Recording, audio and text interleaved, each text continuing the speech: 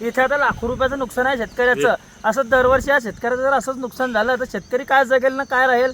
तरी शासनाने कठोर पावले उचलून आणि शेतकऱ्याला चांगल्यापैकी मोबदला दिला तर शेतकरी कुठेतरी जगेन, कुठेतरी जित्ता राहील. नाही तर शेतकरी आता आत्महत्या करायला तयार राहील ना. आणि तो कर्जबाजारी कर्जमाफी होते, कर्जमाफीचा पत्ता नाही.